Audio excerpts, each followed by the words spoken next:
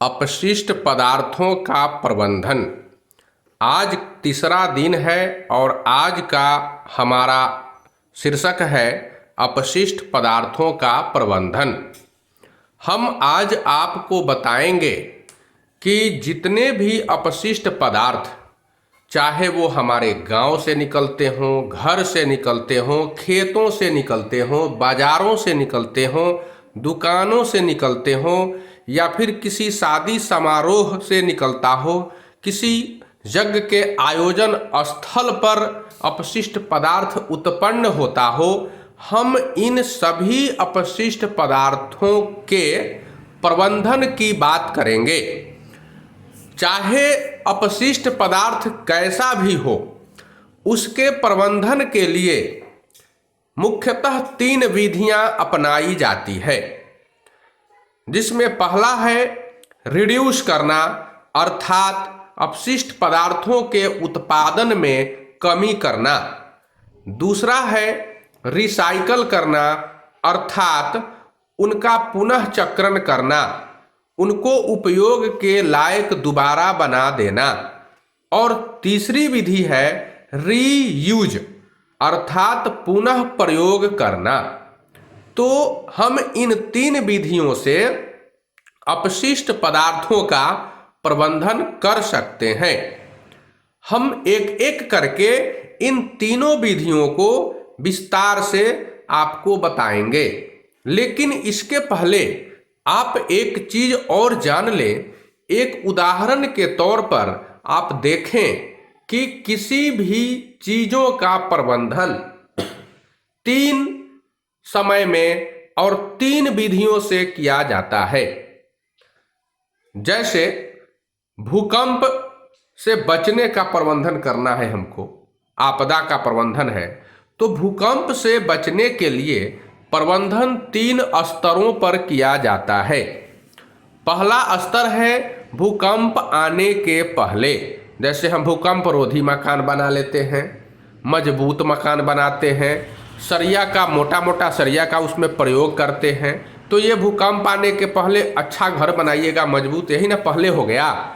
एक है कि घटना घटते समय, अर्थात भूकंप के आते समय, उस समय हम यही कर सकते हैं कि पहले बीमार, बुजुर्ग, महिलाएं, बच्चे सबको बाहर निकालते हैं एक एक करके, और फिर हम खुद निकलते हैं। कहीं शोर शराबा नहीं करते हैं, हंगामा नहीं करते हैं, घबराते नहीं हैं, सीढ़ियों से उतरने का प्रयोग करते हैं। साथ साथ घर का जो मजबूत कोना होता है वहाँ छुपने का प्रयास करते हैं, या फिर सर पर कुछ मोटा कपड़ा रखकर या किताब रखकर या कुछ गठरी रखकर, फिर मजबूत बिछावन, चौकी हो, पलंग हो, उसके नीचे छुप जाया करते हैं। ये सब जो है भूकंप आते समय का प्रबंधन है।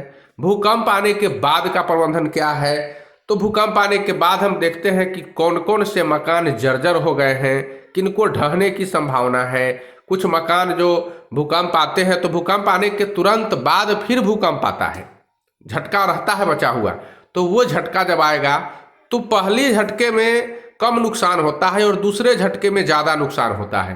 तो ये भी भूकंप के बाद की संभावनाओं में हम देखते हैं कि दूसरा झटका आ जाए उसके पहले हम लोग संभल जाएं, खाली मैदान में चले जाएं, या फिर जो आवश्यक चीज़ है उसको हम बचा लें, बच्चों को बाहर निकाल लें। ये सब चीज़ें भूकंप आने के बाद की संभावना है। कहीं तार टूटा हुआ हो बिजली का तो उसको ध्यान में देना है, रखना है। पानी का पाइप टूटा हुआ है उसको रखना है। तो ये सब बातें भूकंप के बाद की बात है। मैंने ये नहीं कहा कि भूकंप का प्रबंधन करना है, मैंने ये कहा कि एक ये उदाहरण है कि भूकंप में यानी आपदा में भी प्रबंधन 3 स्तरों पर किया जाता है। ठीक उसी प्रकार से अपशिष्ट पदार्थों का भी प्रबंधन 3 स्तरों पर किया जाता है। पहला स्तर मैंने बताया आपको कि रिड्यूस करना, कमी करना, उसके उत्पादन में अपशिष्ट पदार्थों के उत्पादन को कम करना। दूसरा है पुनः चक्रण करना, रिसाइकल करना। और तीसरा है रीयूज, यानी फिर से उसका प्रयोग करना। अब देखिए, हम पानी को लेते हैं। प्रतिदिन हम लोग पानी अधिक बर्बाद करते हैं। जैसे गर्मी के दिनों में पानी जब चापाकल चलाते हैं स्नान करने के लिए तो पानी गर्म मिलता है, और तब हम 2-4 बाल्टी पानी चलाकर फेंक देते हैं, और जब ठंडा निकलता है पानी तो स्नान करते हैं या फिर पीते हैं। तो आपने 2-4 बाल्टी पानी को फेंक कर बर्बाद कर दिया उसको। ठंडा के मौसम में भी यही होता है। शुरू में जब 3-4 बाल्टी चलाइएगा तो ठंडा पानी रहेगा, हाथ ठंड के मारे कांपने लगेगा। आप उसको पानी को फेंकते जाइएगा और कुछ समय के बाद जब गर्म पानी निकलेगा तब आप उसका उपयोग करते हैं। तो हम गर्मी के मौसम में भी और ठंडा के मौसम में भी पानी को बर्बाद कर दिए। साथ ही देहातों में हम लोग देखते हैं कि हाथ पैर धोने के लिए आदमी 1 बाल्टी पानी का उपयोग करता है। 1 बाल्टी पानी से हाथ धोता है या पैर धोता है। हम लोग अधिक से अधिक जल की बर्बादी करते हैं देहातों में। शहरों में पानी पीने के लिए भी नहीं है। वहाँ पर इन बर्बाद जलों का जो सीवरेज में जल जाता है, आप दिल्ली का उदाहरण ले तो वहाँ जमुना नदी में जो पूरे दिल्ली का कचरा और पूरे दिल्ली की नालियाँ जमुना नदी में गिराई जाती हैं, उस जमुना नदी के पानी को शुद्ध करके रिसाइकल करके फिर से पीने योग्य बनाया जाता है, और दिल्ली में वही पानी सप्लाई के रूप में भी दिया जाता है। तो वही पानी पीते भी हैं लोग। यहाँ 3 स्तर की बात हो गई। एक तो हमें पानी के बर्बादी को रोकना है, यानी कम पानी का यूज करना है, आवश्यकता के अनुसार पानी का यूज करना है। तो हमने उसमें कम किया, बर्बादी जो हो रही है उस बर्बादी में हमने कम किया। दूसरा है कि इसको रिसाइकल करना, अर्थात गंदे जल को फिर से साफ करके शुद्धिकरण करके पीने के लायक बना देना। और तीसरा है कि उसको उपयोग कर लेना, अर्थात जल को वितरित करके उसको पी जाना, उससे स्नान करना या फिर से उसका उपयोग करना। तो ये 3 प्रकार से हम किसी भी चीज़ों का प्रबंधन कर सकते हैं। लेकिन अपशिष्ट पदार्थों की बात है तो हमने पहला ऑप्शन जो बताया आपको, रिड्यूस करना, अर्थात अपशिष्ट पदार्थों के उत्पादन में कमी करना, तो यह बात हम लोगों से ज़्यादा करके संभव नहीं है। अपशिष्ट पदार्थों के उत्पादन में कमी करना ये आदमी के हाथ में नहीं होता है। जैसे मान लीजिए कि गाय भोजन भी करती है और प्रतिदिन वह गोबर भी देती है। तो गाय जब पैखाना करती है तो गोबर देती है, और गोबर जो है हमारे लिए अपशिष्ट पदार्थ है। हम तुरंत गोबर को उठाते हैं और घर के पीछे खादर पर फेंक आते हैं। ऐसी परिस्थिति में गोबर हमारे लिए वहाँ अपशिष्ट पदार्थ है। आप गोबर इसलिए हटा देते हैं दरवाजे पर से कि कोई आदमी आएगा तो इसको बुरा मानेगा, अच्छा नहीं कहेगा, कहेगा कि यह आदमी गंदा में रहता है।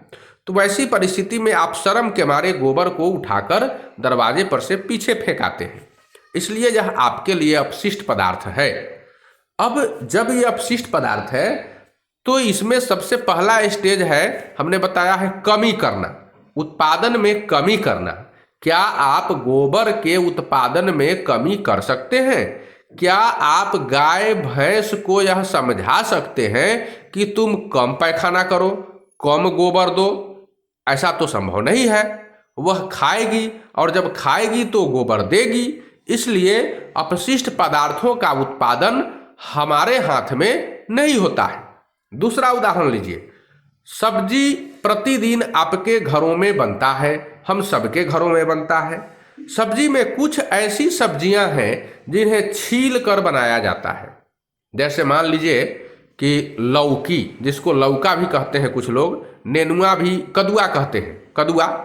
घिउरा होता है जिसको कहीं कहीं लोग नेनुआ कहते हैं। कोहरा होता है, कहीं कुम्हरा भी कहते हैं, कहीं मीठा लौकी भी कहते हैं, कहीं पेठा भी कहते हैं। तो अलग अलग नाम है। बहुत सारी सब्जियां हैं। केला है, अब लीजिए, केला को भी हम लोग छील कर बनाते हैं। कुछ लोग आलू को भी छील देते हैं। तो जो भी सब्जियां छील कर बनाई जाती है उनमें से छिलका निकलता है।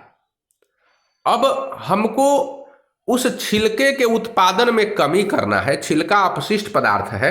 और हम चाहते हैं कि अपशिष्ट पदार्थ में कमी की जाए, उसके उत्पादन को घटाया जाए, तो हमें छिलका को कम निकालना होगा।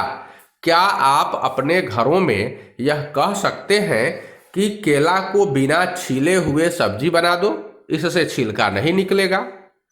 लौकी को बिना छीले हुए सब्जी बना दो, इससे इसका छीलन नहीं निकलेगा।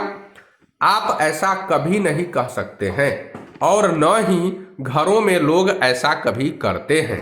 इसलिए अपशिष्ट पदार्थों के उत्पादन में कमी करना हमारे लिए संभव नहीं है, यह हमारे बस की बात भी नहीं है।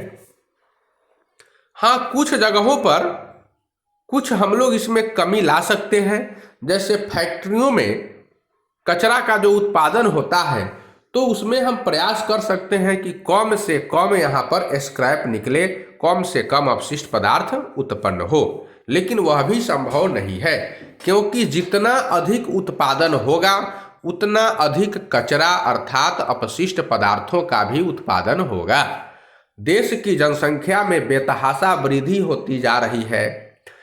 आज इस देश की जनसंख्या 1.5 अरब के आसपास पहुंच चुकी है। इतनी बड़ी जनसंख्या के लिए बड़ी बड़ी फैक्ट्रियों को लगाने की आवश्यकता है, साथ ही साथ उसमें उत्पादन को बढ़ाने की आवश्यकता है। और जब उत्पादन बढ़ेगा तो निश्चित रूप से उसमें अधिक से अधिक स्क्रैप अर्थात कचरा भी निकलेगा। इसलिए हम इसमें कमी नहीं कर सकते हैं। अब दूसरा जो तरीका है यह है पुनः चक्रण। तो हम लोग अपशिष्ट पदार्थों को पुनः चक्रण के द्वारा इसका प्रबंधन कर सकते हैं। पुनः चक्रण का अर्थ होता है कि अपशिष्ट पदार्थों को रिसाइकल करना और इसको फिर से उपयोग करने के लायक बना देना, कुछ ऐसा काम करना कि हम उन चीज़ों को फिर से उपयोग कर सके। जैसे केला का छिलका निकलता है रसोई में, लौका का छिलका निकलता है रसोई में, हम लोग उसको सीधे उठाकर गाय भैंस के नाद में रख देते हैं, वह खा जाती है। इस प्रकार से उसका उपयोग हो गया, एक ही बार में उसका रिसाइकल भी हो गया और रीयूज भी, पुनः प्रयोग भी हो गया, दोनों काम एक बार में हो गया। तो इसको आपको प्रबंधन करने की कहाँ आवश्यकता है? आपको कोई कहे कि घरेलू कचरा का निष्पादन कर दीजिए, तो देहातों में घरेलू कचरा के निष्पादन के लिए आपको थोड़ा भी दिमाग नहीं लगाना है, सीधे उसको उठाकर और जानवरों के नाद में रख देना है, जानवरों के चारा के रूप में उसका प्रयोग कर देना है, उपयोग कर देना है, बस उसका प्रबंधन हो गया।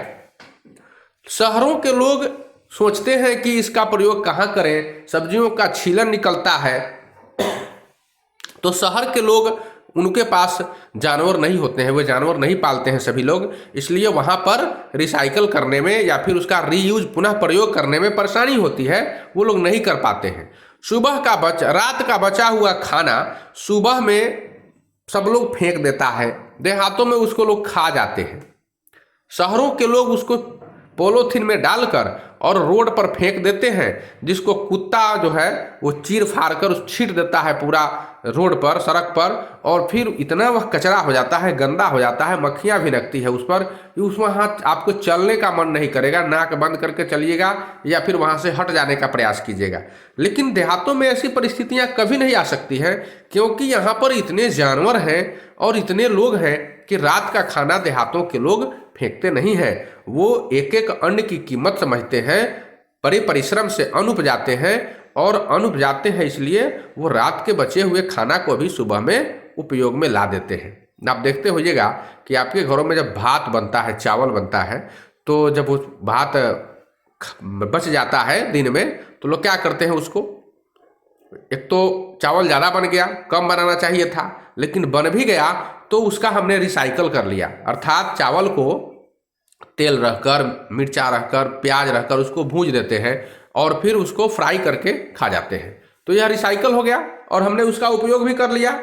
इस प्रकार हमने देखा कि देहातों में किसी भी चीज़ के प्रबंधन में ज़्यादा परेशानी नहीं होती है, लोग खुद ही उसका प्रबंधन कर लेते हैं।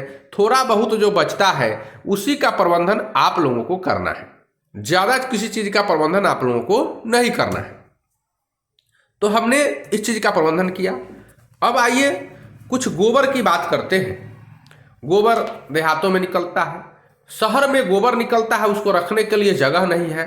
कारण है कि लोग देहातों में 5 कट्ठा जमीन बेच लेते हैं और शहर में 10 धूर जमीन में घर बना लेते हैं।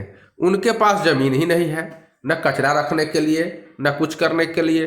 देहात में एक एक आदमी का घर 4-4 कट्ठा में बनता है। उसको स्पेशल जलावन रखने के लिए एगो रूम चाहिए, एगो घर चाहिए, उसको भूसा रखने के लिए, एगो जानवर बांधने के लिए चाहिए, रहने के लिए चाहिए, गोबर रखने के लिए उधर अलग कुछ जमीन चाहिए। तो देहात में जगह जमीन का उपयोग अच्छे तरीका से नहीं होता है, लेकिन लोग बड़े आराम से रहते हैं। शहरों में सब काम 10 धूर में कर लेना है, इसलिए वहाँ परेशानी तो होगी। तो गोबर शहरों में अगर उत्पन्न हो जाएंगे तो उनका प्रबंधन वहाँ के लोगों के लिए सरदर्द हो जाएगा। लेकिन देहात में अगर गोबर उत्पन्न हो जाए तो देहात की महिलाएं उसको पीट पाट के थोप थाप के चिपरी बना देती है, गोईठा बना देती है, और सुखाने के बाद वह जलावन के काम में आ जाता है, कंडा बना देती है।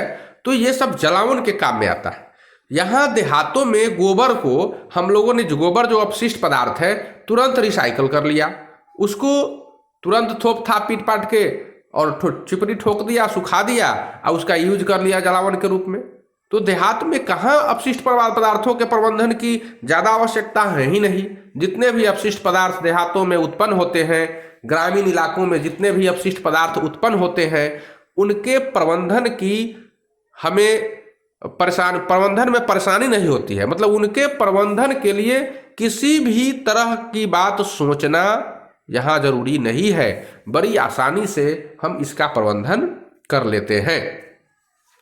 और जो जलावन जो जला लेते हैं उसको हम लोग फिर राख उठाकर खेतों में फेंक देते हैं, तो वहाँ भी खाद का प्रयोग हो जाता है। जो गोईठा हम लोग बनाते हैं, उस गोईठा के बाद जो वहाँ पर और गोबर बच जाता है उसको कंपोस्ट बना देते हैं, छोटे छोटे गड्ढों में डाल देते हैं और 2-4 महीना में सड़ जाता है वह गोबर, फिर उसको उठाकर खेतों में डाल देते हैं। इस तरह से देहातों में किसी भी चीज़ के प्रबंधन के लिए ज़्यादा समस्या नहीं होती है। अपशिष्ट पदार्थों का प्रबंधन बड़ी आसानी से देहातों में हो जाया करता है, ग्रामीण इलाकों में इसके लिए कोई परेशानी नहीं होती है।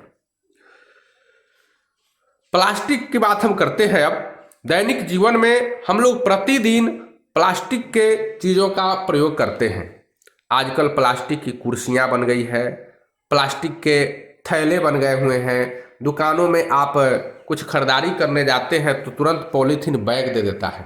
अब भले ही इस पर बिहार सरकार ने रोक लगा दिया, लेकिन पॉलीथीन बैग मिलता है। मोटे पॉलीथीन बैग पर आज भी रोक नहीं है, पतले पॉलीथीन बैग पर रोक है। 20 माइक्रोन से पतले पॉलीथीन बैग पर रोक है, उससे अधिक मोटे पॉलीथीन बैग पर रोक नहीं है। तो कपड़ा खरीदने जाते हैं, उसमें थोड़ा सा मोटा प्लास्टिक का एक थैला आपको दे देता है, या फिर आप प्लास्टिक के फाइल फोल्डर खरीद लेते हैं, प्लास्टिक की कुर्सियाँ खरीद लेते हैं, प्लास्टिक के बर्तन खरीद लेते हैं। घरों में प्लास्टिक के कंघियाँ, प्लास्टिक के चूल्हे या फिर प्लास्टिक के डब्बे, आप गोंद का डब्बा देखते हैं वो भी प्लास्टिक का होता है। आजकल बच्चों के औजार बॉक्स जो होते हैं, इंस्ट्रूमेंट्स बॉक्स, वो सभी प्लास्टिक के होते हैं। इतना ही नहीं, प्लास्टिक के चीज़ों के लिए हमको उदाहरण देने की आवश्यकता नहीं है अधिक। आप अपने घरों में किधर भी नज़र दौड़ाइए, सिर्फ प्लास्टिक ही प्लास्टिक ज़्यादा करके दिखेगा। तो इन प्लास्टिक का जो हम प्रयोग करते हैं, उपयोग करते हैं, ये प्लास्टिक कुछ समय के बाद खराब हो जाते हैं। दुकानों में आप जाते होंगे, प्यास लगती है बाज़ारों में, तो आप तुरंत 1 बोतल पानी खरीद लेते हैं। पानी पीने के बाद उस बोतल को सड़क पर फेंक देते हैं। कुर्सियाँ जब टूट जाती है तो उनके टुकड़े बेकार हो जाते हैं, अपशिष्ट पदार्थ बन जाते हैं और आप उन्हें घर के किसी कोने में फेंक देते हैं। कुछ दिनों के बाद आप उन्हें कबाड़ी की दुकानों में बेच भी देते हैं और कबाड़ी वाले उसे दाना बनाने वाली फैक्ट्रियों को बेचते हैं, जहां पर उसे तोड़ तोड़ कर छोटा छोटा दाना बनाया जाता है, प्लास्टिक का दाना, और फिर उन दानों से नए प्लास्टिक के सामान बना दिए जाते हैं, उनका फिर से उपयोग कर लिया जाता है। इस प्रकार प्लास्टिक का पुनः चक्रण हो जाता है। तो जब सामान बन गया, वही जब सामान बना उस प्लास्टिक का, तो वह दोबारा बन गया, इसलिए वह उच्च क्वालिटी का नहीं हो पाता है और वह टाइट होता है, ज़्यादा मोटा होता है, भारी होता है, जल्दी टूटने की संभावना बनी रहती है। आप दो चीज़ की बात करें तो आप देखिए, प्लास्टिक की बाल्टी जो उत्तम क्वालिटी का है, जो रेजिन से बना हुआ है, उत्तम कोटि के रेजिन से, यानी 1 नंबर जिसको प्लास्टिक कहते हैं, तो उस प्लास्टिक के दाना से बना हुआ है। वह प्लास्टिक का दाना पाउडर के रूप में होता है और उससे जो भी बनता है बर्तन या कुछ भी, कोई भी वस्तु, तो उस वस्तु को आप कितना भी मोड़िएगा वह टूट नहीं सकता है। वह मुड़ जाएगा लेकिन टूटेगा नहीं। ओरिजिनल रेजिन से जो प्लास्टिक की कुर्सियां बनाई जाती है, आप कितना भी उस पर चढ़ जाइए, मोड़ दीजिए, उसके टांगों को मोड़ दीजिए, वह टूट नहीं सकता है। लेकिन जब वह प्लास्टिक को फिर से रीयूज करके दोबारा उसी की कुर्सी बनाते हैं, तो उनको जरा सा कस के आप खींच दे उसके टांग को, तो वह फट जाएगा या टूट जाएगा। मतलब कि रिसाइकल करने के बाद वह प्लास्टिक उतना मजबूत नहीं रह पाता है। सिर्फ हम प्लास्टिक की बात ही न करें, हम लोहा, शीशा, एल्युमिनियम एवं अन्य सामग्रियों की भी बात करें तो पता चलता है कि इनके स्क्रैप से भी पुनः चक्रण करके जिन चीज़ों को बनाया जाता है, जिन वस्तुओं का उत्पादन किया जाता है, वो भी उतना मजबूत नहीं रह पाती हैं और वह भी जल्दी ही टूट जाती है। तो इस प्रकार से हम रीयूज तो करते हैं, उनका पुनः प्रयोग तो करते हैं, लेकिन वह उतना मजबूत नहीं रह पाता है। तो इस तरह से हम लोगों ने सीखा कि जितने भी अपशिष्ट पदार्थ हैं उनके प्रबंधन के लिए कई विधियों को अपनाया जाता है, लेकिन मुख्य तौर पर 3 ही विधियां इसके लिए ज़्यादा उपयोगी हैं। पहला, रिड्यूस करना, यानी उनके उत्पादन में कमी करना। दूसरा, उनको रिसाइकल करना, अर्थात पुनः चक्रण करना, फिर से उपयोग के लायक बना देना। और तीसरा है उनका पुनः प्रयोग करना, रीयूज करना। अब हम आगे बहुत सारी बातों को बताने वाले हैं, जैसे नाली का गंदा पानी, इसका निस्तारण हम लोग कैसे करते हैं। गोबर, कीचड़, देहातों में बहुत सारा कीचड़ उत्पन्न होता है, जो रोड है, सड़क है, गांव में कच्ची सड़कें हैं, वहां पर बहुत सारा कीचड़ हो जाता है। प्राय आप देखते होइएगा कि लोग सड़क से ऊंचा अपना दूरा बना लेते हैं। जो बैठने के लिए दूरा दरवाजा होता है, उसमें मिट्टी इतना भर देते हैं कि उसकी ऊंचाई सड़क से ऊंची हो जाती है। अब सड़क से जब ऊपर उठ गया तो बरसात में सारा पानी जब बहेगा और मिट्टी दह कर आएगा तो सड़क पर आ जाएगा। इससे सड़क पर कीचड़ उत्पन्न हो जाएगा और पानी जमा हो जाएगा, क्योंकि पानी निकलने का वहाँ कोई साधन नहीं हो पाता है। इस प्रकार से वहाँ सड़कों पर कीचड़ उत्पन्न हो जाता है। तो ये कीचड़ जो होते हैं और धूसर जल, तो हम इनके निष्पादन के लिए भी अब अगली कक्षा में आपको बताएंगे। अब अगले दिन के कक्षा में हम बताएंगे कि हम इन पदार्थों का, घरेलू अपशिष्ट पदार्थों का निष्पादन कैसे करते हैं और फिर उनका हम क्या क्या उपयोग कर सकते हैं। चूँकि बहुत सारी बातें पढ़नी है, इसलिए एक दिन में यह सब करना संभव नहीं है। इसके लिए प्रतिदिन आपको क्लास करने होंगे और पूरे 15 क्लास करने के बाद भी आप लोग 3 दिनों में बहुत सारी चीज़ों को समझे हैं, जाने हैं। आप लोगों ने यह समझा है कि अपशिष्ट पदार्थ क्या होते हैं, गीला कचरा क्या होता है, सूखा कचरा क्या होता है। गीला कचरा को हरे डब्बे में डालते हैं, सूखा कचरा को नीले डब्बे में डालते हैं। गीला कचरा को किस प्रकार से हम लोग निस्तारण करते हैं, इसके बारे में थोड़ा हम लोग अब जान लें। गीला कचरा मतलब जल्दी सड़ जाने वाला कचरा, यह अपने आप ही सड़ जाता है। यह ऐसा अपशिष्ट पदार्थ है जिसके विघटन के लिए हमें अलग से कुछ करने की आवश्यकता नहीं होती है। प्रकृति में बहुत छोटे छोटे कीड़े मकोड़े पाए जाते हैं जो इन्हें स्वतः विघटित कर देते हैं। जब गीले कचरे को हम कहीं जमा कर देते हैं या फेंक देते हैं तो वो धीरे धीरे सड़ने लगते हैं, उनमें कीड़े पड़ जाते हैं और ये कीड़े धीरे धीरे उन कचरों को खा खाकर समाप्त कर देते हैं। इस प्रक्रिया में लगभग 2 से 3 महीनों का समय लगता है, किंतु इन 2-3 महीनों में इनके सड़ने से कई प्रकार की गैसें उत्पन्न होती है। मीथेन गैस भी उत्पन्न होता है, कार्बन डाइऑक्साइड उत्पन्न होता है। तो कई प्रकार की जो गैसें उत्पन्न होती है जिससे उसमें गंध आ जाती है, वह महकने लगता है, दुर्गंध देने लगता है। तब आप उन कचरों के ढेर के बगल से गुजर नहीं सकते हैं, नाक बंद करके गुजरना होगा, सरांध महसूस होगी आपको। इसके निस्तारण के लिए आपके ग्राम पंचायत में एक जगह चुना जाना है, खास जगह का चयन किया जाएगा आम सभा के द्वारा। अगर जमीन कहीं नहीं मिलती है, गैर मजरूआ जमीन, तो फिर जमीन को क्रय किया जाएगा, किसी रैयत से जमीन खरीदा जाएगा और खरीदने के बाद उसकी बाउंड्री कराई जाएगी।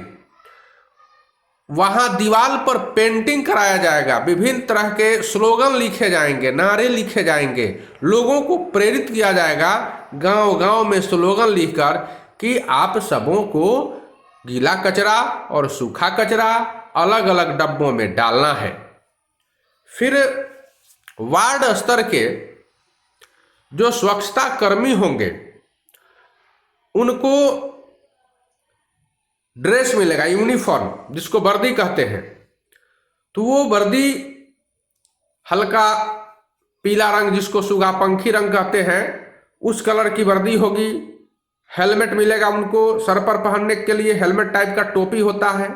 हाथ में उनको दस्ताना मिलेगा, पैर में जूता मिलेगा पहनने के लिए, सिट्टी मिलेगा उनको एक बजाने के लिए। घर के पास आएंगे तो वो सिट्टी बजाएंगे ताकि घर के लोग समझ लें कि कचरा उठाने के लिए स्वच्छता कर्मी पहुंच चुके हैं। उनके गले में परिचय पत्र लटकता रहेगा, हाथों में दस्ताने रहेंगे। तो इस तरह से उनको सारी सुविधाओं से लैस करके ही भेजा जाएगा। उन्हें मास्क भी दिया जाएगा, सैनिटाइजर भी दिया जाएगा। सारी चीजें देने के बाद स्वच्छता कर्मी ठेला निकालेंगे और घर घर घूमते हुए सारे गीले सूखे कचरे को इकट्ठा करके वार्ड में एक निश्चित जगह बनाया जाएगा। हर वार्ड में एक जगह बनाया जाएगा जहां सभी ठेला वाले जो हैं सारे जगह से कचरा इकट्ठा करके उस जगह जमा कर देंगे।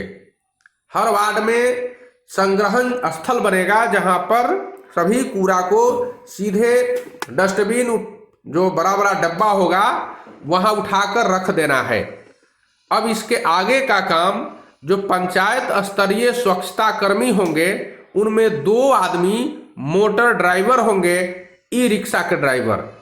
वे ई रिक्शा लेकर हर वार्ड में घूमेंगे और उस वार्ड में जहां संग्रहण स्थल है वहां से कचरा को उठाकर डब्बा सहित ले जाएंगे। जहां पर पूरे पंचायत का डंपिंग पॉइंट बना हुआ है वहां पर ले जाकर उस कचरा को उलट देंगे। वहां पर जो कर्मी होंगे वो उन कचरों में से गीला कचरा में से अलग छांटेंगे और सूखा कचरा में से अलग। अब पहले आइए गीला कचरा की बात करते हैं। तो वहां के जो कर्मी होंगे वो गीला कचरा में से कुछ ऐसे कचरों को छांटेंगे जिन्हें सीधे मवेशियों को खिला दिया जाए। मवेशियों को खिलाने के बाद सारे कचरे समाप्त हो जाएंगे।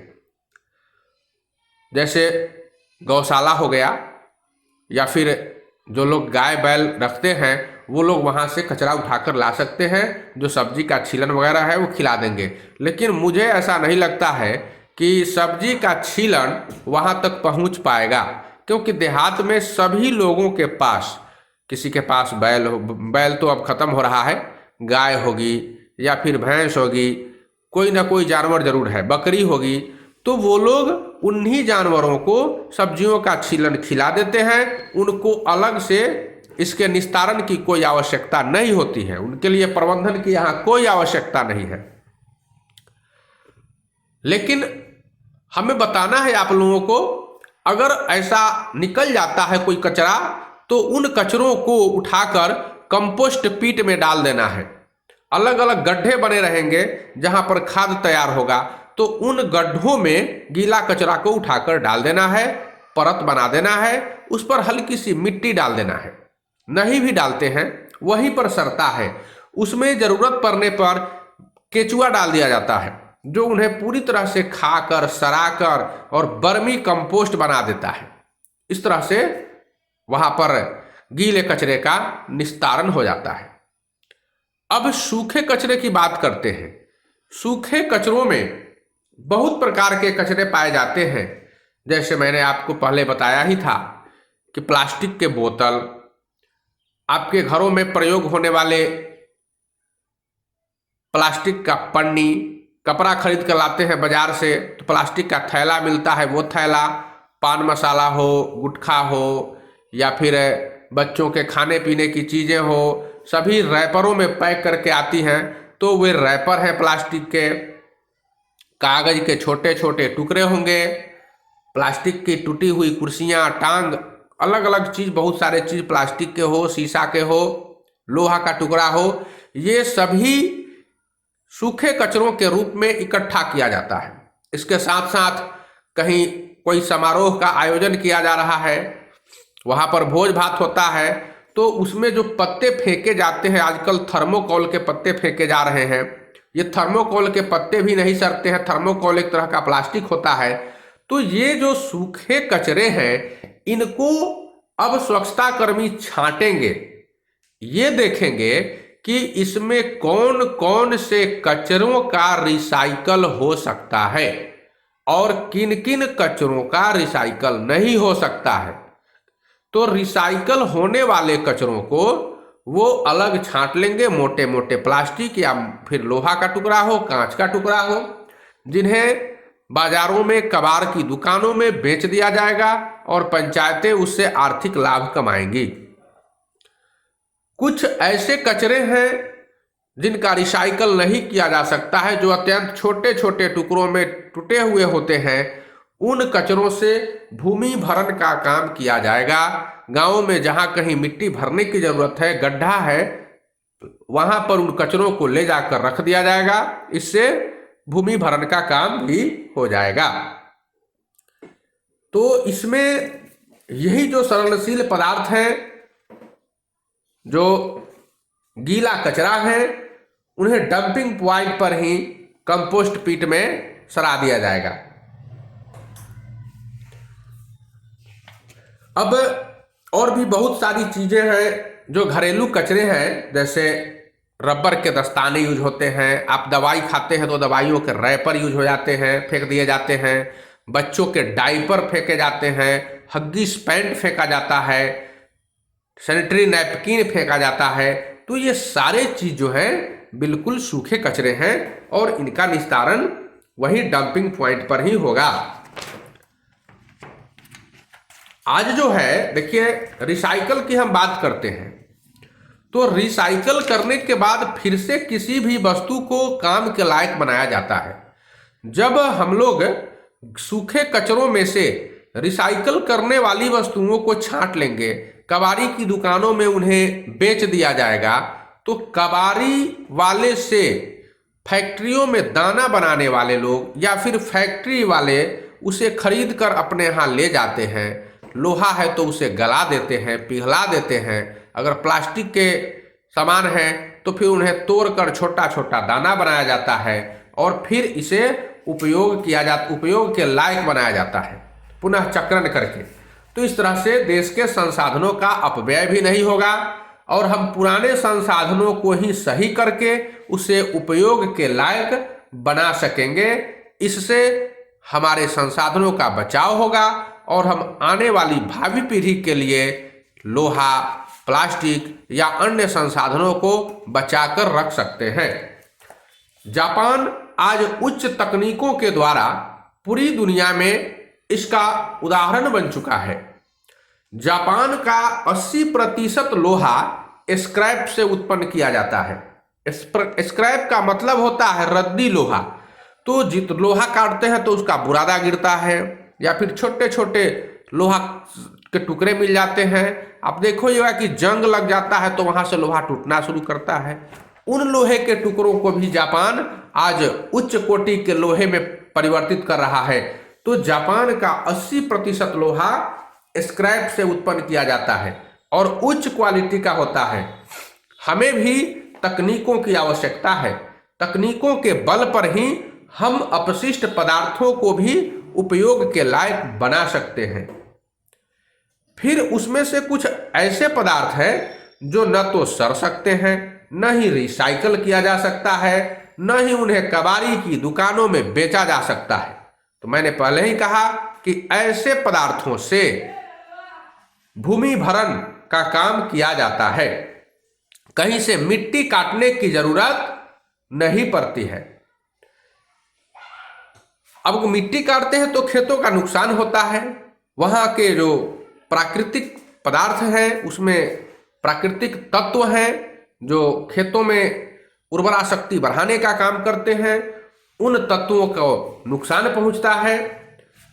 और जमीन भरने के लिए जो मिट्टी काटते हैं इससे भूमि का संतुलन बिगड़ जाता है। इसलिए वैसे पदार्थों से जो न सड़ सकते हैं न रिसाइकल कर सकते हैं, उन्हीं सूखे कचरों से भूमि भरण का काम किया जाता है। तो इस प्रकार से हम सूखे कचरों का रिसाइकल कर सकते हैं। अब गांव देहात में आप लोग गोबर देखे होइएगा, गोबर। तो गोबर के लिए हम लोग क्या क्या कर सकते हैं, हम लोग अब जो चर्चा करेंगे वह गोबर पर चर्चा करेंगे। ग्रामीण इलाकों में गांव के लोग भी गोबर से नई नई चीजें बना रहे हैं, गोबर का उपयोग कर रहे हैं। खेत में खाद के रूप में तो प्राचीन समय से ही गोबर का उपयोग किया जाता रहा है। पहले भी लोग कहते थे, पुराने समय के लोग, कि जाके खेत परे नहीं गोबर, उस किसान की खेती दूबर। जिसके खेत में गोबर नहीं पड़ता है उसकी खेती कमजोर हो जाया करती है। अर्थात गोबर के खाद को अच्छी खाद माना जाता था। अब गोबर की जो बात हो रही है तो गांवों में प्रायः भैंस, गाय, बैल तो बहुत कम मात्रा में है, इनसे हम गोबर की प्राप्ति करते हैं और उन गोबरों को उठाकर लोग एक जगह जमा करते हैं, जिसे प्रायः खादर कहा जाता है। अब वहां पर गोबर सड़ने लगते हैं और सड़कर 2-3 महीना के बाद भुरभुरा बन जाते हैं। वह अच्छी प्रकार की खाद बन जाती है।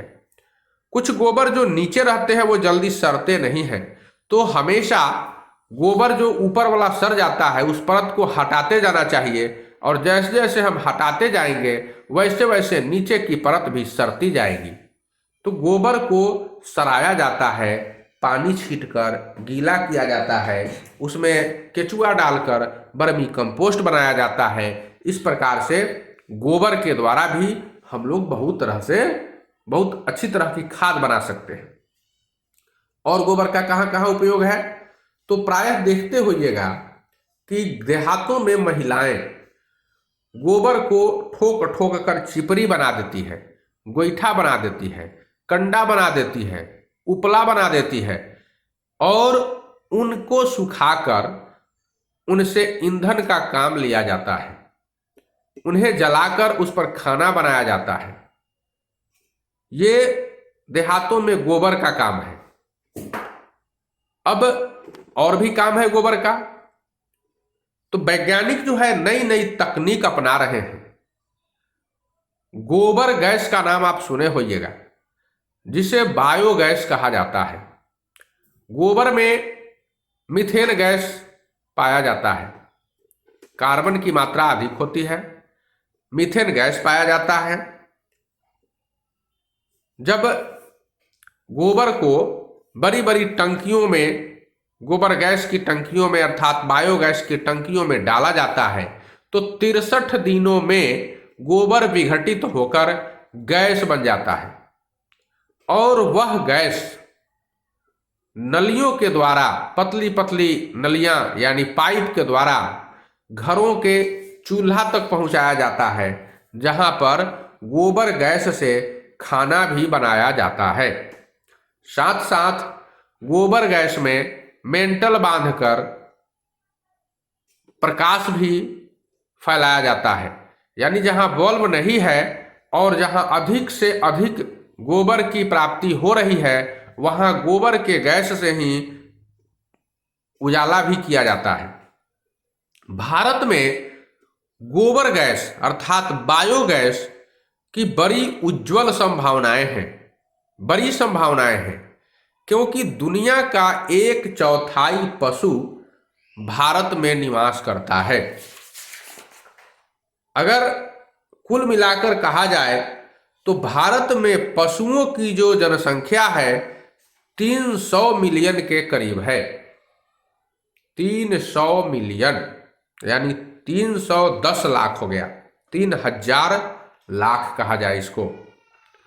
तो इतना ज्यादा पशु है भारत में, लगभग 30 लाख टन गोबर प्रतिदिन प्राप्त होता है और सीधे लोग उठाकर उन गोबरों को खादर पर फेंक देते हैं, चिपरी ठोक देते हैं, जिससे वह चिपरी बन जाता है, खादर बन जाता है। तो खादर से तो गोबर गैस की प्राप्ति नहीं हुई। अब आइए चिपरी की बात करते हैं। चिपरी जब जलाएंगे तो चिपरी में ये राख ज्यादा उत्पन्न होगा, अपशिष्ट पदार्थ अधिक उत्पन्न हो गए, साथ साथ धुआं भी उत्पन्न होता है।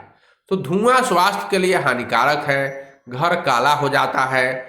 लेकिन अगर उसी गोबर से गैस तैयार कर लिया जाए और उस गैस का प्रयोग अगर हम करें घरों में, तो गोबर के गैस से जो खाना बनता है उसमें अपशिष्ट पदार्थ उत्पन्न नहीं होते हैं, घर को काले होने की संभावनाएं नहीं होती है, धुआं उत्पन्न नहीं होता है, आदमी को बीमार पड़ने की संभावनाएं घट जाती है।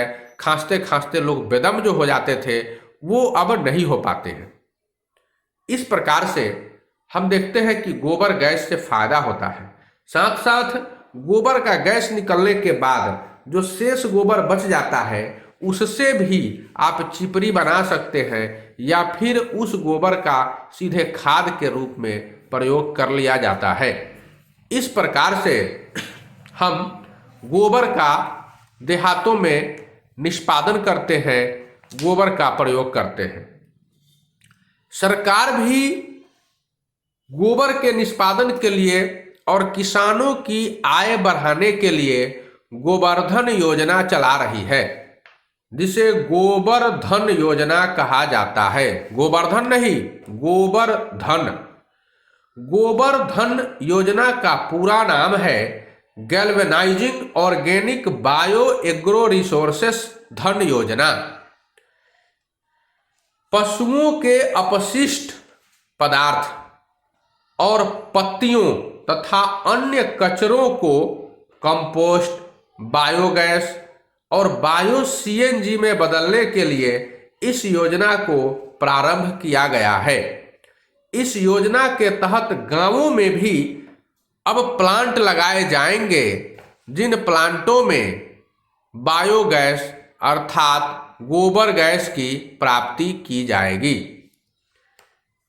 इन बायोगैस प्लांटों को ग्रामीण परिवार या फिर ग्रामीण परिवारों का समूह बनाकर सरकार की मदद से स्थापित किया जा सकता है और किया जाएगा। 28 फरवरी 2018 को गोबरधन योजना का शुभारंभ किया गया था, जिसके बाद 3 फरवरी 2021 को इस योजना से जुड़ा हुआ आधिकारिक पोर्टल लॉन्च किया गया। भारत सरकार का जल शक्ति मंत्रालय के द्वारा इस योजना का संचालन किया जा रहा है, जिसमें पशुपालन, डेयरी, कृषि और पेट्रोलियम, प्राकृतिक गैस मंत्रालयों की भी महत्वपूर्ण भूमिका है। गोबरधन योजना का मुख्य उद्देश्य है गोबर के कम होते हुए उपयोग को बढ़ाना। आजकल गांवों में रासायनिक खाद का इस्तेमाल किया जाता है, जिस वजह से गोबर के खाद की उपयोगिता धीरे धीरे कम होती जा रही है। सरकार किसानों से गोबर खरीदकर उसे खाद, बायोगैस और बायो सीएनजी में परिवर्तित करेगी। इससे किसानों की आय में भी वृद्धि होगी। साथ ही गोबर धन योजना स्वच्छ भारत मिशन में भी अहम भूमिका निभाएगी। ग्रामीण क्षेत्रों में स्वच्छता में सुधार और स्वास्थ्य में सुधार के लिए यह सरकार का बेहद बड़ा कदम है। गोबर धन योजना के माध्यम से ग्रामीण क्षेत्रों से कचरों को समाप्त कर पर्यावरण स्वच्छता को बढ़ावा और वेक्टर जनित बीमारियों पर अंकुश लगाया जा सकेगा।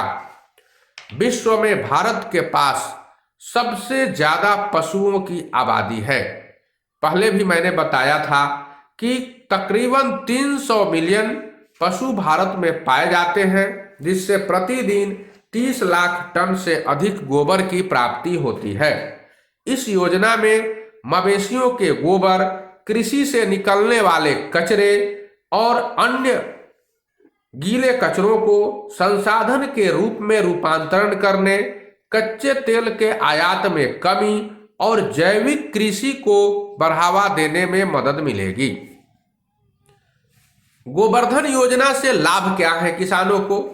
तो पशुओं के जो अपशिष्ट पदार्थ हैं, खेतों से निकलने वाले कचरे हैं, पेड़ पौधों की पत्तियां हैं, इन सबको कंपोस्ट या बायोगैस या बायो सीएनजी में परिवर्तित किया जा सकेगा। बायोगैस के माध्यम से बिजली का भी उत्पादन किया जाएगा, जिससे कोयले की बचत होगी और काला धुआं भी कोयला के जलाने से जो उत्पन्न होता है थर्मल पावर में, वह नहीं उत्पन्न होगा। जैविक खाद का इस्तेमाल बढ़ेगा। अपशिष्ट पदार्थों और कूड़े कचरे के इस्तेमाल से ग्रामीण क्षेत्रों की स्वच्छता भी बढ़ जाएगी। गोबर धन योजना से पर्यावरण प्रदूषण पर भी अंकुश लगेगा। गोबर का प्रोडक्टिव तरीके से उपयोग करने पर राष्ट्रीय स्तर पर 15 लाख से भी ज्यादा रोजगार के अवसर प्राप्त होंगे। पशुपालन के कारोबार में वृद्धि होगी। किसानों की आय में वृद्धि होगी। इस योजना के अंतर्गत ग्रामीण क्षेत्रों में व्यक्तिगत बायोगैस प्लांट, सामुदायिक बायोगैस प्लांट और सीएनजी प्लांट भी स्थापित किए जाएंगे। गोवर्धन योजना की 2 प्रकार की इकाइयां बनानी है। एक है व्यक्तिगत घरेलू इकाइयां और दूसरा है सामुदायिक इकाइयां। आपके पास अगर 2, 3, 4 जानवर हैं तो आपके यहाँ बायोगैस प्लांट स्थापित करने के लिए आवश्यक गोबर खुद ही प्राप्त हो जाएगा। आप सिर्फ सरकार से आर्थिक और तकनीकी सहायता लेकर ऐसी इकाइयों की स्थापना कर सकते हैं, उनका निर्माण कर सकते हैं। इसमें सरकार काफी प्रोत्साहन दे रही है। ग्रामीण परिवार इसका लाभ ले सकता है और बायोगैस का उपयोग करके घरों में खाना पकाने और उसका घोल का इस्तेमाल खाद के रूप में कर सकता है। अब है सामुदायिक इकाइयां। अब मान लीजिए आपके पास एक ही जानवर है। आपके गांव में कई लोग ऐसे हैं जिनके पास मात्र एक जानवर है। तब क्या होगा? तब सभी लोग मिलकर एक जगह सामुदायिक बायोगैस प्लांट की स्थापना कर सकते हैं। प्रतिदिन अपने अपने मवेशी का गोबर उसमें डाल सकते हैं और एक एक दिन आज उनका खाना बनेगा, कल उनका खाना बनेगा, परसों उनका खाना बनेगा, इस तरह से इस्तेमाल कर सकते हैं। लेकिन ये देहात में चलने वाला नहीं है। डेली झोटा झोटी शुरू हो जाएगा। डेली महिलाओं में मारा पीटी शुरू हो जाएगी। कोई ज़्यादा आदमी का खाना बनाएगा, कोई कहेगा कि उसके घर में 10 आदमी है, उसको ज़्यादा खर्चा होता है, मेरे घर में 4 आदमी है, मुझे कम खर्चा होता है। इस तरह से फिर झंझट शुरू हो जाएगा। इसलिए सरकार की यह योजना जो है ये संभव मुझे नहीं लगता है। ये सिर्फ किताबों में कहने की योजना है, लिखने की योजना है। ये स्तर पर, जमीनी स्तर पर यह संभव नहीं है। अब है क्लस्टर इकाइयां। अब क्लस्टर इकाइयों में क्या है कि एक गांव के सभी लोगों को इसमें सम्मिलित किया जाता है। सभी लोग गांव के मिलकर एक बड़ा सा बायोगैस प्लांट की स्थापना करेंगे और फिर उसी में सारे गांव के लोग अपना अपना गोबर डालेंगे। भाई गोबर उठा के प्रतिदिन कौन लेके जाएगा उसमें डालने, सबसे बड़ा सवाल है। दूसरा कि सारे लोग गोबर डाल देंगे तो फिर खाद जो निकलेगा उसमें से गोबर, देहात में सबको गोबर की जरूरत है, सबके पास खेत है, फिर उसमें से गोबर वो कैसे निकालेंगे, कौन कितना गोबर निकालेगा, ये तो गोबर नहीं निकल पाएगा ना, कैसे बंटवारा करेंगे। तो जब एक गांव में 10 आदमी के बीच पटरी नहीं बैठ रही है, झगड़ा हो रहा है, तो पूरे गांव के बीच ऐसा हो तब तो लगता है कि सरकार गांव स्तर पर झगड़ा करवाना चाह रही है, ये बड़ी लड़ाई झगड़े की बात हो जाएगी। ये सब संभव नहीं है। पढ़ाने के लिए मैं बता रहा हूं, लेकिन ये सब संभव नहीं है। तो ये बड़े बड़े वाणिज्यिक इकाइयों में बड़े बड़े गांव भाग ले सकते हैं और अधिक से अधिक मात्रा में गैस की उत्पत्ति की जा सकती है, अधिक से अधिक धन अर्जित किया जा सकता है। गोवर्धन योजना जो है केंद्र सरकार की योजना है, केंद्र सरकार द्वारा शुरू की गई है। इसका विस्तार धीरे धीरे प्रत्येक ग्रामीण क्षेत्रों में किया जा रहा है। अब एक नई चीज बता रहे हैं आपको कि आजकल गाय के गोबर से दीप, अगरबत्ती और विभिन्न प्रकार की मूर्तियां भी बनाई जा रही है। देखे होंगे आप लोग, नहीं देखे होंगे तो देख भी लीजिएगा। बहुत सारी तरह की मूर्तियों को बनाया जाता है गाय के गोबर से। उनमें कुछ अन्य केमिकल मिलाकर मशीनों में उसको पीसा जाता है और फिर उसके बाद उस तरह का सांचा होता है जिसको फरमा कहते हैं, उसमें डालकर उसको सुखाया जाता है प्रेशर देकर। छोटे छोटे गमले तैयार हो जाते हैं, उन गमलों में आप फूल लगा सकते हैं। इस तरह से गाय के गोबर का प्रयोग होता है। कुछ लोगों के द्वारा गाय के गोबर में कुछ अन्य चीजें मिलाकर प्लास्टर करने का काम किया जा रहा है। घरों में प्लास्टर भी हो जाता है गाय के गोबर से और इससे प्रकृति को नुकसान भी नहीं होता है। ये गाय के मूत्र से अब ये गोबनाइल जो है, गोबनाइल बन रहा है जिससे मच्छर भगाया जाता है। तो बहुत सारी तरह की चीजों में गाय का गोबर और गाय का मूत्र इस्तेमाल किया जाता है। इस प्रकार से भारत सरकार की जो गोवर्धन योजना है, इसका अधिक से अधिक उपयोग करते हुए किसानों की आय को बढ़ाया जा सकता है और किसानों की आय बढ़ाने का प्रयास किया जा रहा है। यह देश के हित में और केवल किसानों के हित में बहुत बड़ी परियोजना होगी, परंतु ये परियोजनाएं कहां तक सफल हो पाएंगी इसे कहना मुश्किल है, क्योंकि इसकी सफलता हम किसानों के ऊपर, नए नए उद्यमियों के ऊपर, नए नए निवेशकों के ऊपर, नए नए खोजकर्ताओं के ऊपर, उनके हिम्मत पर, उनके हौसलों पर निर्भर करता है। अब जहां हिम्मती लोग नहीं हैं, इसमें नया निवेश नहीं करना चाहेंगे, कुछ नया काम नहीं करना चाहेंगे, अगर रिस्क नहीं ले पाएंगे तो फिर यह योजना सफल नहीं हो पाएगी। हम गोबर के नए नए उपयोग नहीं कर पाएंगे। उन्नत और विकसित देशों में लोग रिस्क लेते हैं, तभी जाकर उन देशों में प्रौद्योगिकी का अधिक से अधिक इस्तेमाल किया जाता है और उच्च कोटि की चीजें बनाई जा सकती है। जब तक आप इस्तेमाल नहीं करेंगे, प्रयोग नहीं करेंगे, तब तक कुछ भी कहना संभव नहीं है। बस आप लोग भी हिम्मत से काम लीजिए। धन्यवाद।